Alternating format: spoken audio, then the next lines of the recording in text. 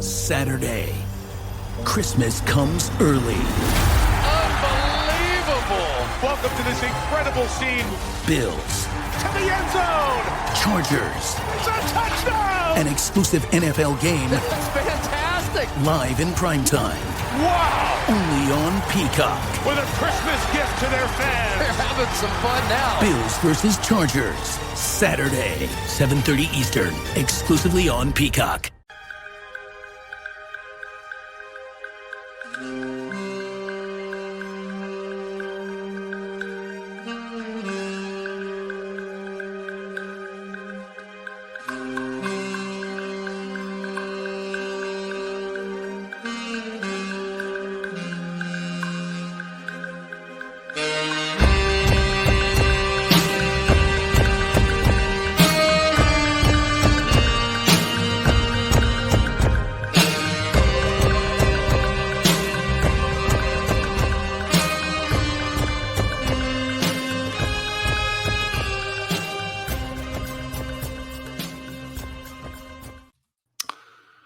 Hello, everybody. It's Kirk Henderson and Josh Bowe coming to you on November 14th.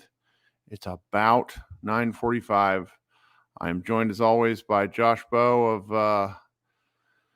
Mavs Moneyball. The Mavericks just played, I don't know, one of the worst games. Certainly the worst game of this season. And what may hopefully be the worst game of this season as well. They lost to the New Orleans Pelicans 131-110 in a group play game on the road in New Orleans. And I wrote the recap for this game. I just don't know how to talk about this game. I don't know how to talk about it because I am as mad as I have been about a game in a really, really long time. Really, really long time. Yeah, well, I think it's Luka is where we have to start with, unfortunately. It's one thing when a team kind of loses and they just don't have, we see teams struggle with their shot. We've seen the Mavericks struggle with their threes, but still try to do some other things to get back into the game. But this was a game, even though it technically wasn't over in the first quarter. I mean, Luka's first quarter performance was maybe the worst quarter. That's the worst 8 minutes of basketball I've ever seen him play. Yes. I mean, and, I'm not going to say I watched every single one of his Real Madrid games. I mean, there might be a claim that was the worst he's ever played in professional basketball, or at least in like the last 10 years or so. Our friend, I think it's Jared Dubin. I'm so sorry. He was like, they forced Luka into 6 turnovers in 10 minutes, which I feel like has to be some sort of record. He said the record since 1996, 1997 is actually 7. This is just the 40th time someone has had 6 turnovers in a single quarter. So 40th time since 1996. 1996 was a pretty long time ago, as much as I don't want that to be the truth. It was. So there was some talk about after this game that it was like, well, guys aren't perfect. They're allowed to have bad games. This wasn't just a bad game. This was historically bad from Luka, which was just, that's just unfortunate. I mean, we've seen Luka play shit games for years. They played down to opponents for years. So, like, I am going to lose my fucking mind at the people that are like, well, this is just another bad Luka game. No. No. He played so bad that, they effectively pulled him. That I don't think that's happened before. I want to work our way back to the first quarter because that's where the game was lost. But in the third quarter, on a basic ball reversal pass to Kyrie Irving, he was at kind of the right wing. Kyrie was towards off to the center, but more towards the top of the key. He was being guarded by Brandon Ingram. Brandon Ingram, not exactly the world's best defender. Brandon Ingram was also playing fairly off Kyrie. Luka passed it to Brandon Ingram, not to Kyrie Irving, to Brandon Ingram. It wasn't like it was to the point to where I started to wonder if something was wrong with him. I mean, he looked physically bad before the game. I wrote in my recap, and I want to be very, very, very fucking careful here because I cannot help myself. I wrote in my recap that New Orleans takes the best. It can take a man down because it can. I've been there. Have you been to New Orleans? Oh, I've been to New Orleans. So let's just say Luka Doncic 2 days in New Orleans was a recipe from the start. And, he's an adult. All the Mavericks are adults. I'm sure it wasn't just him, but they looked like they had seen better days is the way that I'm going to try to phrase that. And it's 9 games into the season, guys. Have some discipline. Yeah, that's to see this happen so early is definitely frustrating. There's going to be, let me get this off my chest too. There's going to be a tendency from different people, and I understand why, because there's a lot with 82 games. There's an inclination to say, all right, chalk this up, move on to the next. I can't do that because I live and die with every game. I watch these games. We cover these games. We write 3 to 4 things for every game that's out there, sometimes more. So when I see a performance like this, it's insulting to me, but it also should be insulting to the rest of the fans. So I'm not going to just say, oh, okay, well, we're just going to chalk this up and moving on. This team is not good enough to pull this shit. They missed the playoffs last year. Grow up. Yeah, I mean, like there's a balance. Like we can talk about this game. Like it is 1 game out of 82. They're still 8-3. Tonight doesn't erase the 10-game start, which is one of the best in franchise history. But this was about we're here to talk about the game. The start is still good. 8-3 is a great start. We're here to talk about the game, and it was a bad game. So we're going to talk about how bad the game was because it was really bad. I mean, I've kind of kept notice of, I know we've talked about it in Slack before, Kirk. I've talked about it with you about how this Mavericks team dating back to last season just never gets blown out. Their last 20 plus 20-point loss or more. I mean, they lost by 20 to the Spurs in the last game of the regular season, but I'm not really going to count that because that was, of course, no one played in that game. In games that they were trying to win, it is, you have to go back to deep into last season. And remember, they were really bad last season. I mean, I'm looking through right now, trying to find the last time they lost by 20 points outside of that, final game to the Spurs. And it looks like it was Chicago on December 10th. The Mavericks were 13-3 at that point. They finished with over 40 losses. Like this team, because of their ridiculous 3-point shooting, they just keep themselves in games. And that just underscores how bad this game was because they did hit their threes, sort of. They hit 14 3-pointers. It wasn't a great percentage, but they did hit, they weren't like 20%, like they didn't have like a catastrophically bad shooting. That just goes to show how awful they were in terms of elsewhere in the game, their effort. It was bad. I didn't like the body, one more thing, like Luka, I'm seeing some people already tell me oh, there's something wrong with Luka, the courts are messing up Luka because he has 17 turnovers in the 2 tournament games. And look, even if that is the case, the color of the courts are not forcing him to jog back in transition. The Mavericks gave up 40, holy crap, what was it? 46 fast break points. I don't care if the court is on fire and rotating in circles. That's embarrassing. 46. Kirk, when's the last time you watched a game where a team had 40 fast break points? I cannot tell you. I cannot remember. Maybe a Suns game back in the Nash days. This. I mean, that's bad. See, that's what makes the rest of what happened so difficult to talk about because I firmly believe that Luka is responsible for the tone set for this team tonight, and everyone else played like shit as a result of his horrible start. I mean, there were some comedically bad turnovers. Kyrie had one where he was dribbling up the left side of the floor on a fast break and lost it out of bounds, pulling up for a jump shot. That was his only turnover, funny enough. Yeah, right. He played. Kyrie played a pretty amazing basketball game, to be honest. It's like the ball has energy. If any of you have ever played competitive sports, quicksand is a real thing. You can get stuck in it as a team. And if your best player is the one who drove you into the pit, it's pretty maddening. I mean, Luka's pulled himself up out of stuff before. So I have people tell me not to overreact. I am not overreacting to the season. I'm overreacting to the game. And the Mavericks had, up until now, played through some really frustrating situations where they got down by double digits and pulled out, which is, we mentioned that as we talked about the games. The fact that it really looked like Luka gave up in the first quarter. Yes, that's the alarming thing. Like he gave up is what it looked like. And then they never had their juice again.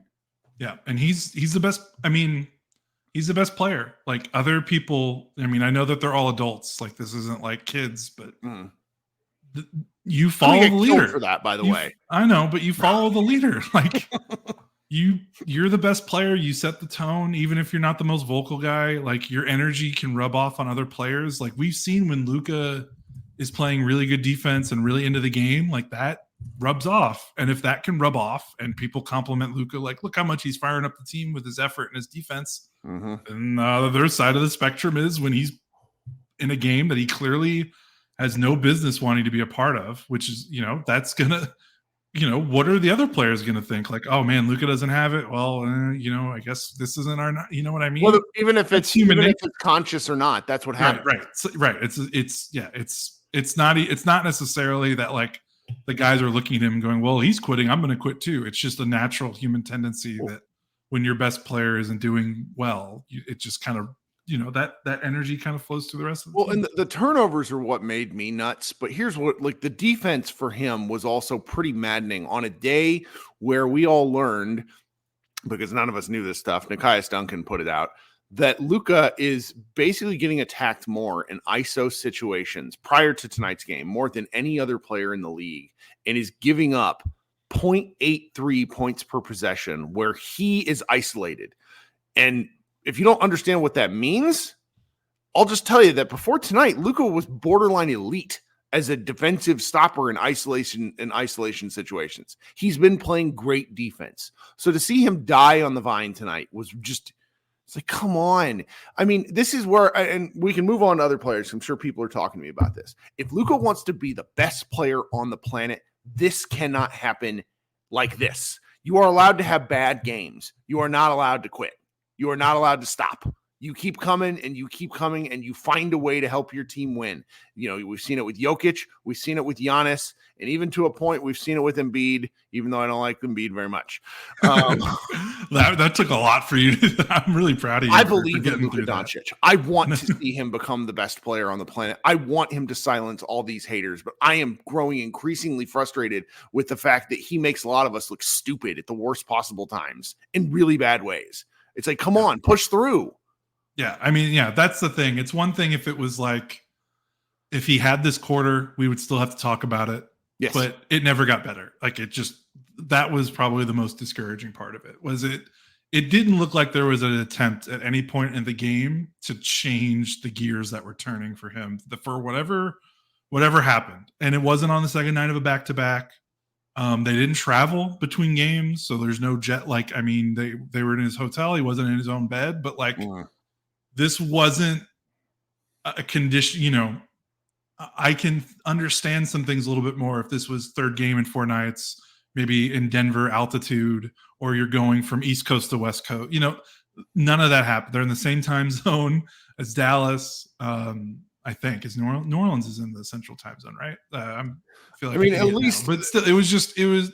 There weren't conditions for him to have a game like this, other than the stuff that we don't necessarily want to talk about, being in New Orleans for 2 nights in a row. But yeah, like that's the other disappointing part of it. Was it just kind of, I mean, for some of us, it didn't come out of nowhere. But if you just looked at the schedule, you're like, wait, what?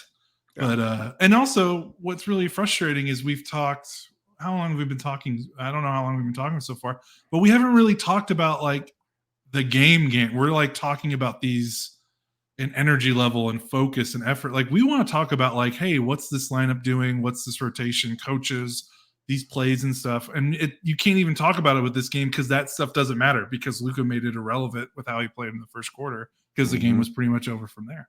And that sucks. Well, the one kind of consoling factor is that the NBA seems to have lost its collective mind tonight.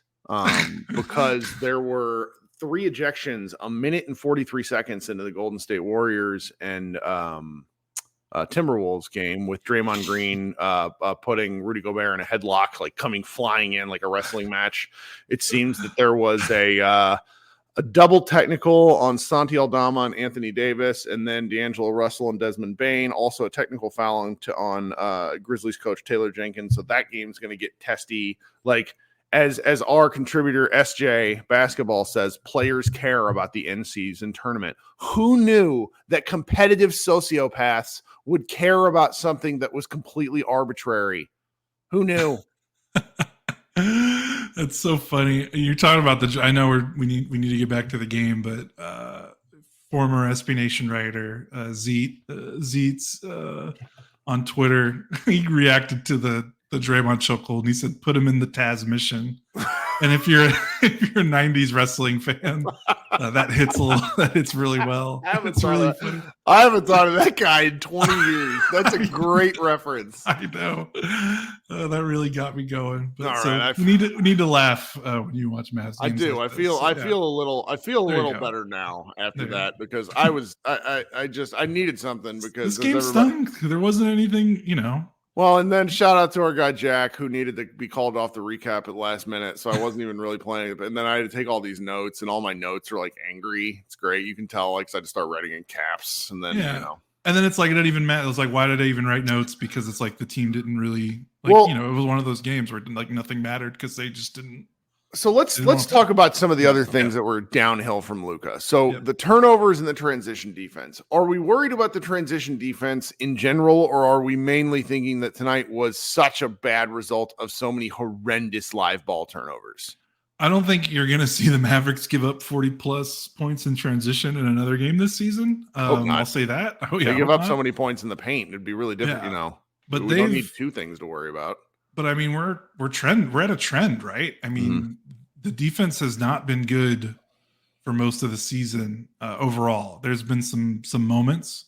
They've had some combinations of lineups that have played well in spurts, but overall, I mean, they entered tonight, I think 23rd in defense on cleaning the glass, which gets rid of garbage time, which I think is important because they've had a couple of garbage, I think this is their third straight garbage time game. So that, cleaning the glass takes out garbage time possessions to give you a little bit more of a better picture. So, I mean, their paint defense and transition defense has been bad all season, and their transition defense has been pretty bad in the Luka era. I don't want to necessarily tie that into Luka because it's not just Luka. They've got some space cadets over the years in transition. So, yeah, this is a thing. Like, this is the extreme outlier of not outlier, but this is like the extreme end of the spectrum of what it can look like when every single thing goes wrong. But they've been a bad transition defensive team even during the 8-2 start. They were a bad transition defensive team last season. They were bad points in the paint team last season, guarding the rim. They've been bad again this season. Is it scheme? Is it personnel? Is it effort? I don't understand what they're doing on a scheme defensively because I've just watched so many bad Dallas defensive teams where I feel like that they are coached into letting guys drive past them. Yeah, I don't know about that. Yeah, there's definitely some of it is players and effort. I mean, when you have Kyrie and Luka, there's going to be some slippage there. But like we just went over how Luka's actually been pretty okay, and I think Kyrie's been passable too. There have been games where I've watched Kyrie and kind of rolled my eyes. And specifically, that stat was like isolation. So no, that's true. That doesn't count off ball. That doesn't count transition. So, and those are some of the biggest weaknesses, I think. They're starting a 19-year-old center. I don't know. They just probably need a little bit more reinforcements before I start looking at scheme, because I don't know what scheme with the roster they have. Do you think it's him? I don't think it's Lively at the rim. I don't think Lively's a problem. I think it's the guys who are escorting people to Lively. Yeah, he's in a lot of bad situations. Do you remember the second Tyson season? So the 2015 Tyson season? Mm-hmm. I remember that team was not great defensively at times, and it wasn't Tyson's fault. Like, it was just blow by. Like, he just had 2-on-1s at the rim continuously. And when you're a big man rotating over, like, what are you going to do? Let them score the layup? No, you're going to rotate over, try to prevent it, but then you get an easy drop off because your team isn't the other teammates are letting you down. So that's definitely part of it. One thing with Lively, I've noticed, if I want to offer a slight critique, which is, again, he's 19, like it's not a big deal. It happens. He's going to learn and he's going to get better. I feel like he feels very conscious of the fouling and his foul trouble, to the point that he, I think, is not as aggressive at times when he can be at the rim, because you can almost see the gears turning when a player is getting at him at the rim, where he's like, okay, don't want to pick up a cheap foul here, going to try to contest. And then before you know it, that guy's kind of sliding by him and getting a layup. That's interesting. And I almost wonder if the foul trouble thing has been drilled into his head, whether it's coaching staff or just himself. Like, he's smart enough guy to know that foul trouble is one of his weaknesses. I just wonder if he's overcompensating a little bit, because there are certainly some plays at the rim where he's there and he's staying floor bound, which in the long run is probably smart, because if he jumps, he's going to get called for a foul, especially as a rookie. But I've just seen some plays where he gets scored through at the rim because I think he's trying to not get into foul trouble. He's thinking about the fouls. So that's part of it. And then, again, they need better perimeter defenders. Like, I mean, we talked earlier, like, I'm not seeing the Josh Green defensive leap in year 4, which I think we would like to. Tim Hardaway Jr. can still be a space cadet off the ball. Dwight Powell, as we love, is a backup big. It's not his fault this game, but he's not. You're not bringing him in for Lively and getting an upgrade at the rim defensively. And then Grant Williams and Derrick Jones Jr. do have some really good possessions, but they're both 6'6", so there's times where they're just going to get scored on in the paint through no fault of their own. They're just smaller guys, so that's tough. They play us. They're bigger than they were last season, but they're still kind of small, especially if Lively isn't cleaning up every single mistake, which shouldn't be expected of him as a 19-year-old rookie. So okay, that's interesting. Not to give you an assignment live on air, but that's a couple of things. I would maybe watch that about his foul, like his lack of fouling, because I mean, when you only have Dwight Powell behind you, because they're not going to play. They're not going to play Holmes. That's a done deal. They'll probably try to find a way to move him. I think they thought they could have moved him this summer, so that which is disappointing. So I like Holmes's game, but it just doesn't seem like he's going to get a chance. So with that in mind, I kind of understand why Lively's doing that, but Powell's been serviceable. Powell looks like, he's doing fine. He's doing a fine season. Powell's offensive rating prior to today was 178. I don't know if you saw that. Which sounds about right. Personal offensive rating doesn't really matter, but it's so freaking funny to look at. Shout out to the guy who sent me that on Twitter a couple of days ago, and then I saw a couple of people sharing it today. It's very funny. Trying to think if there's anything else where I really have not concerns, but elements of this game that we could carry over to the next one. I mean, they play the Washington Wizards tomorrow night. They're probably on a plane now. That game is at 6:00 our time. So it's essentially this is the second time this year the Mavericks are playing the second night of a back-to-back less than 24 hours after the previous game started. Because the other one was Orlando, so again, going to the East, and that's just a peculiar schedule quirk. Mm-hmm. I don't, again, this team is too. I don't know. I'm not worried about them. If it were game 50, I think I'd be a little, but they've not played enough. They've not played enough. So Richard Case says, stop defending Dwight. He sucks. Dwight does not suck. Dwight is just not a starter. Like everything, he had 10. He was the guy with all the rebounds in the previous game when Lively didn't have any. It's just that would I like to have other backup bigs? Absolutely. But he only played 11 minutes. I saw somewhere in the comments that Cliff said, any concern with New Orleans aggressively helping off Derrick Jones Jr.? I appreciate him asking that, because I was kind of thinking about circling that, coming back around to it. So he's shooting, I think, right around 35% now for the season. He went 1 for 3 tonight. You mean from 3 or from the field? From 3, sorry, from 3. He's still shooting. He's shooting well from the field. So that's kind of the thing, is you wonder how long they can get, because he was hitting his threes pretty well for a stretch there. He hit 2 of 6 against the Pelicans.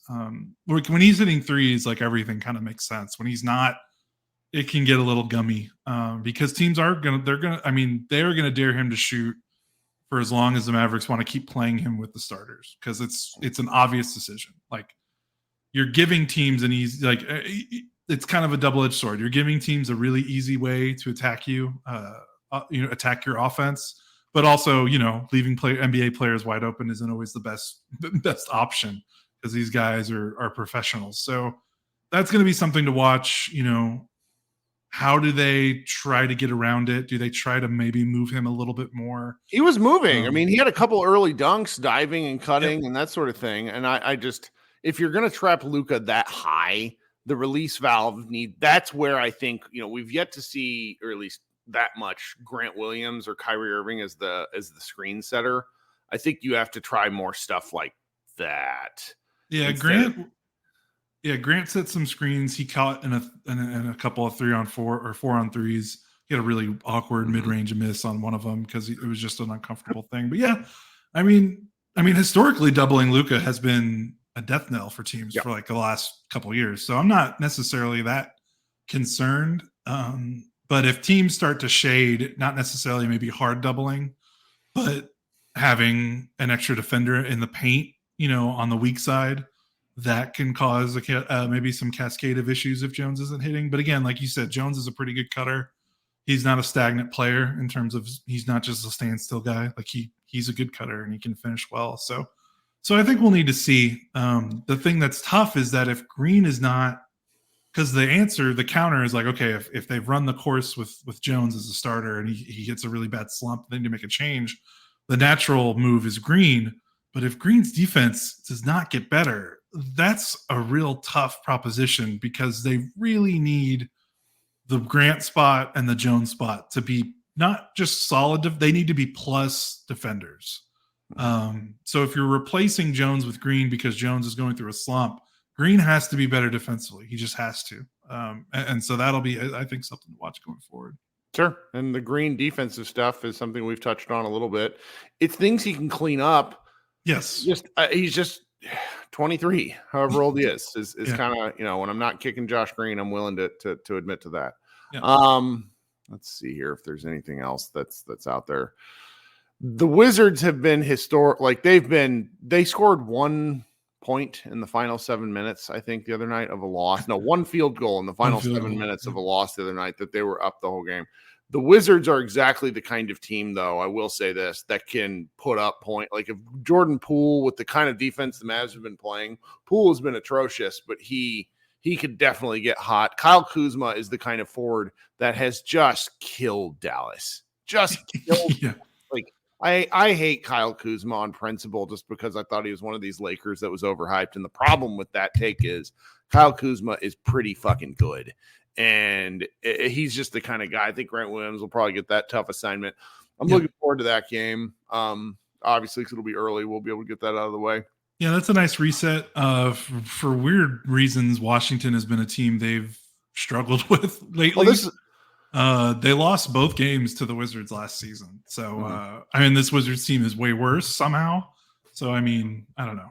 Weird things happen when they play the Wizards. I'll say this is a good question from fan123 in the chat. He's not actually asking a question. He's just saying, like, why do you care that Josh Green is only 23? Because Josh Green has played like 3.5 years of professional basketball total. Like Luka had played basketball since he was 12. Josh Green did not really play basketball seriously until like his junior and senior year of high school. Like there's things Josh Green knows how to do instinctually, and then there's things that he is going to have to be shown. So it's like, I still want to give Green, even though he does drive me crazy, I want to give him the benefit of the doubt when I'm not mad at him that he can learn these things. Now, are you the kind of person that says, I don't think he can do this? I don't blame you. I don't. But that's, this Mavs team is soup to nuts better roster than last year. It's why they're 8-3. It's more fun to watch. Like, I know I'm coming back down after killing Luka, but it's like, this team is still quite entertaining. They just need to get some of these wins. And that's where it's like, this loss frustrates me, because there's an element of the schedule coming up where they could just get brought back down to earth in really frustrating fashion. And that's where it's like, you want to see things that they can build on, and they're shooting really well, but the defensive element paired with like Luka kind of just really looking bad tonight. It just leaves me with a queasy feeling is all. Yeah, I mean, I don't even in their wins. I mean, I don't think they've had a lot of stellar defensive performances so far this season. So that's a concern. But and Brian down there in the chat, he came into the live show that I did after, and essentially said he's like, the Mavericks can't let Hawkins get these shots. And what did they do? They let because Hawkins just missed the other night, and he hit 5 threes. He took 12. That was pretty killer. So it's just the Mavs have a lot of stuff to clean up, and I think where I get a little bit frustrated is through 11 games. I haven't seen them clean up that much from game 1 to game 11. It's just they're so superior offensively that it hasn't mattered. Right. Yep. And I think so. Yeah, that's a concern. You haven't really seen them like put the clamps down and have a really strong. They'll have one for like a quarter or a stretch, but we haven't seen it. I don't think we've seen a wire to wire really solid defensive effort yet. And then 2 more things I'm thinking I wanted to hit on because I know we're kind of probably winding down. One is that I think another thing to keep for perspective, if you want to be a glass half full guy, is that this isn't the Mavericks thing. It is hard for NBA teams in the regular season to beat the same opponent in back-to-back games. Like if you look at it, like the data, the stats, the record, or it's almost universally like a split. Like it's just hard. I don't know. That's just kind of how it is. There's probably some bigger reasons that I don't want to go into right now. Like we could talk about, but like the Mavericks were behind the 8 ball sort of just from the odds of winning this game, just because they won the other game. It's just hard to beat teams in back-to-back games to go 2-0 in these little back-to-back game series. So that's one thing. Another thing I'll say, like tactically, that was different.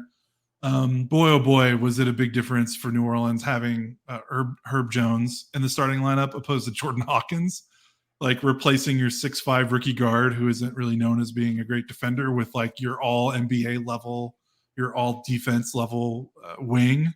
I mean, it was noticeable from the jump that the Pelicans were a bit sturdier on the defensive end.